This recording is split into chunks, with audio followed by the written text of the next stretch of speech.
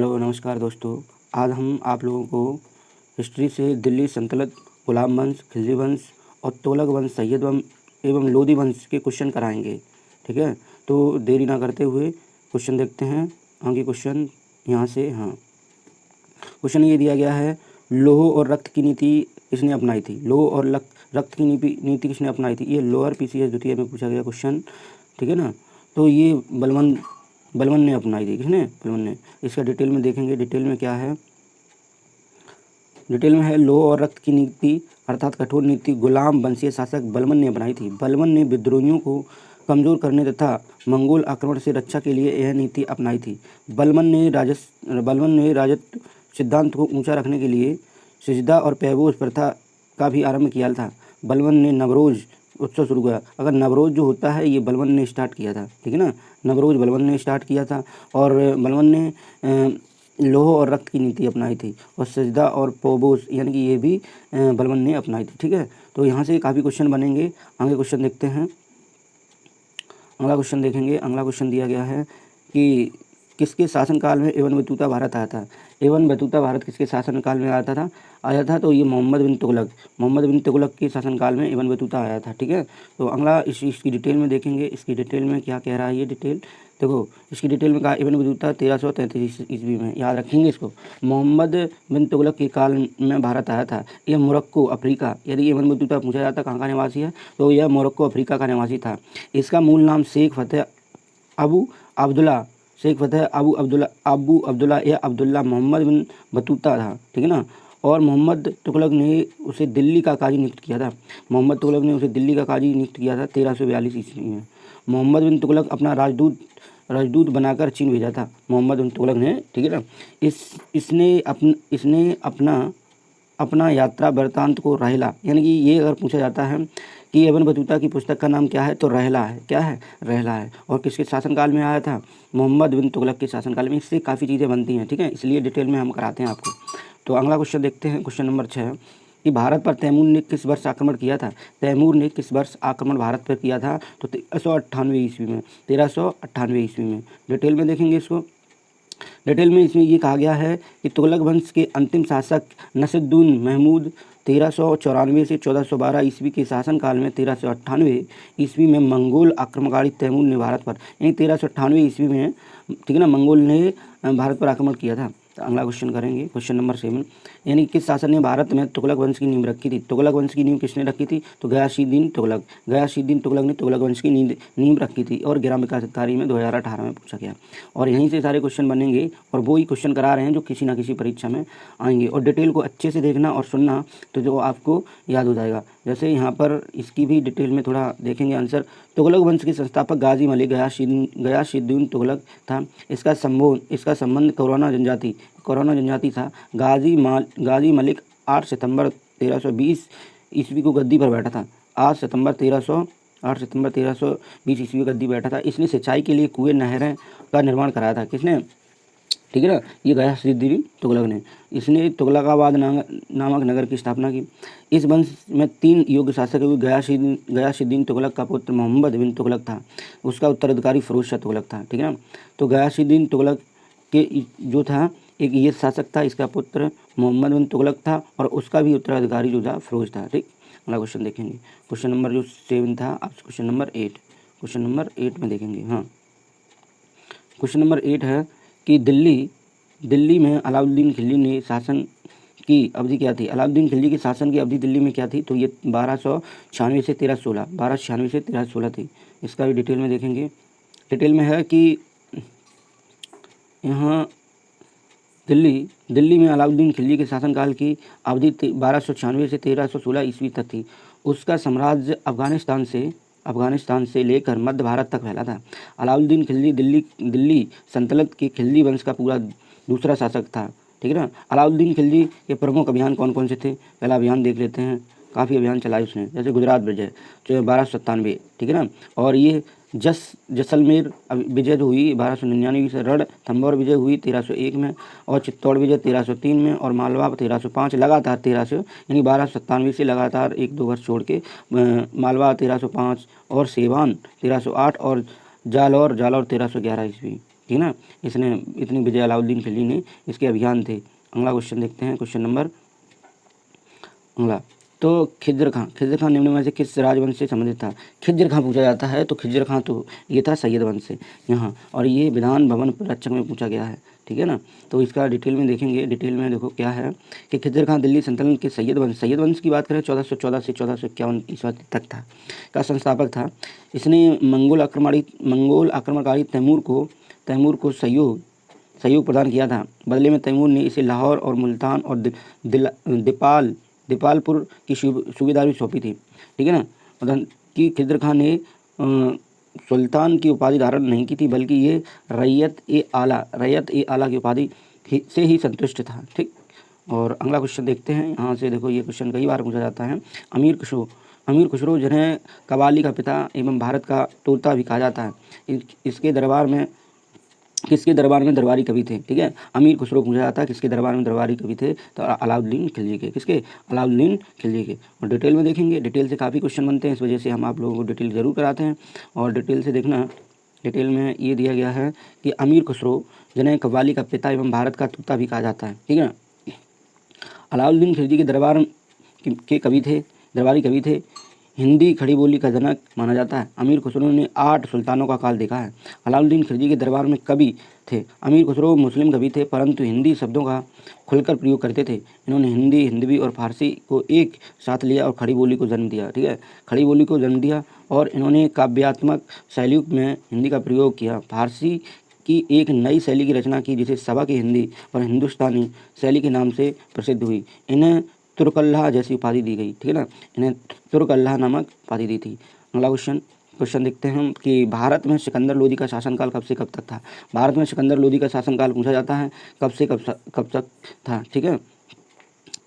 ये क्वेश्चन था question number 11।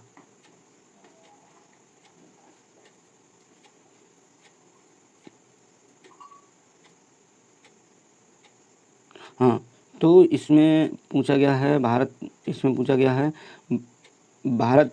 में सिकंदर लोदी का शासनकाल कब से कब तक था। तो ये इनका सिकंदर का जो शासनकाल था 1451 से 1489 ईस्वी तक, ठीक है। और अगला क्वेश्चन देखते हैं 14 के बाद 15 क्वेश्चन देखते हैं। 15 क्वेश्चन, हाँ ये है 15 क्वेश्चन। 15 क्वेश्चन में क्या कहा गया है कि विजय साम्राज्य के संस्थापक कौन थे। विजय साम्राज्य था उसके संस्थापक कौन थे, ठीक है ना। तो इसका आंसर है, इसके आंसर डिटेल में, जैसे यहाँ विजय साम्राज्य के संस्थापक दोनों माने जाते हैं, हरिहर और बुक्का, ये भाई थे। लेकिन इसका डिटेल में देखेंगे क्या है, हाँ डिटेल में थोड़ा सेट, हाँ ये है डिटेल में। विजयनगर साम्राज्य की स्थापना हरिहर एवं बुक्का नामक दो भाइयों ने 1336 ईस्वी में की थी। 1336 ईस्वी में दोनों भाई थे, इन्होंने, ठीक है ना, विजयनगर की स्थापना की। वर्तमान में विजयनगर का नाम हम्पी या हस्तनावती था। विजयनगर साम्राज्य में 3 राजवंशों ने शासन किया था। कौन कौन से? ये संगम वंश और सालुब वंश और तुलुब वंश, ठीक है। और चौथा अरवंडीय वंश था। संगम वंश के संस्थापक हरिहर और बुक्का थे। यह एक हिंदू राजवंश थे, ठीक है। अगला क्वेश्चन नंबर ये था 15। और क्वेश्चन नंबर अब देखेंगे 11 के बाद, अच्छा हाँ क्वेश्चन और रह गए, यहाँ देखेंगे। हाँ विजयनगर साम्राज्य में क्वेश्चन बनते हैं। विजयनगर साम्राज्य में 12 क्वेश्चन देखेंगे, 11 के बाद 12 आएगा। तो विजयनगर साम्राज्य से देखते हैं, विजयनगर साम्राज्य से क्वेश्चन पूछे जाते हैं। पहला क्वेश्चन था तुलुब राजवंश की स्थापना किसने की थी। तुलुब राजवंश था, इसकी स्थापना किसने की थी, तो वीर नरसिंह ने की थी। किसने? वीर नरसिंह ने की थी।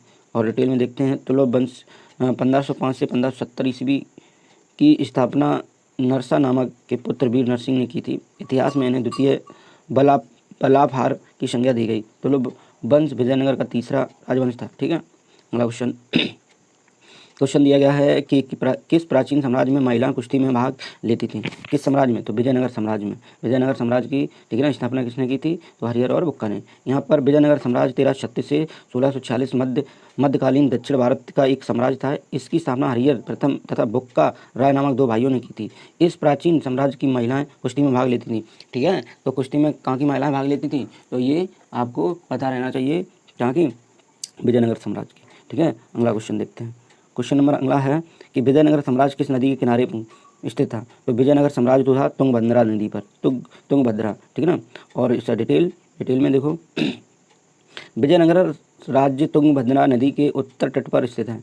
इसकी स्थापना 1336 हरिहर बुक्का नामक दो भाइयों ने की थी। कई बार इसको पढ़ा। हरिहर बुक्का ने अपने पिता संगम के नाम पर संगम राजवंश की स्थापना की। अपने पिता के नाम पर विजयनगर साम्राज्य की राजधानियों की क्रमशः अनेगुड़ी और अनेगोंडी और विजयनगर, पेनुकोंडा और चंद्रगिरी थी। हम्पी विजयनगर की पुरानी राजधानी और प्रतिनिधित्व करता था। ठीक है, और विजयनगर का वर्तमान नाम हम्पी, ठीक है, हम्पी था।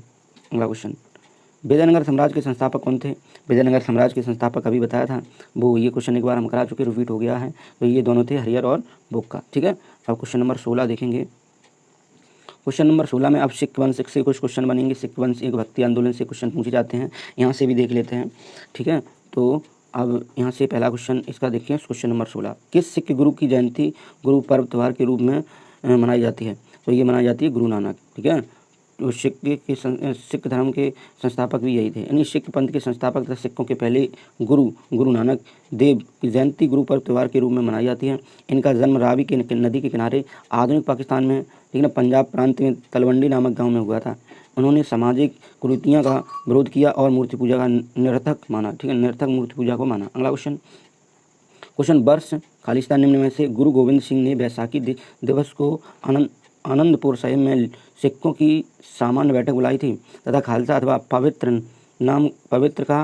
पवित्र की नींव रखी थी।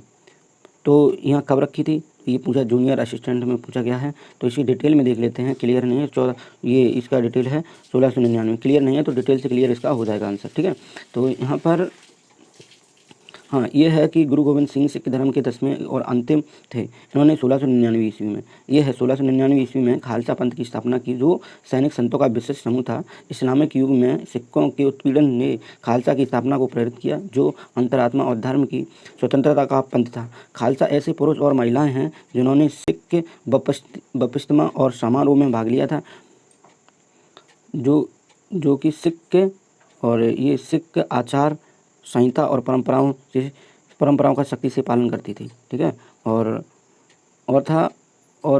यह 5 भौतिक वस्तुएं केस, कंघा, कड़ा और कच्छा और कृपाण धारण करते थे। ठीक है, और अगला क्वेश्चन देखते हैं। क्वेश्चन नंबर ये दिया गया है, 10वें या आखिरी सिख गुरु कौन से? 10वें गुरु पूछे जाते हैं, तो गुरु गोविंद सिंह 10वें गुरु थे। ग्राम विकास अधिकारी 2018 में पूछा गया। तो इसका डिटेल में देख लें कौन कौन से गुरु हुए सिख धर्म के।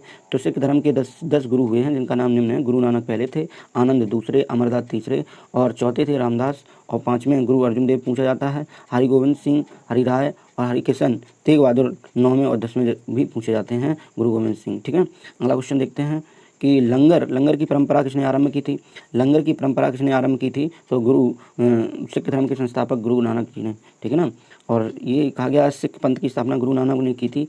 वे सिखों के पहले गुरु थे। उन्होंने सिख के प्रचार के लिए संतों की स्थापना तथा लंगर परंपरा को शुरू किया था। दूसरे गुरु लहना गुरु अंगद ने नानक द्वारा स्थापित लंगर व्यवस्था को स्थायी बनाया था, यानी कि इनके चेला थे। कौन? गुरु नानक के कौन?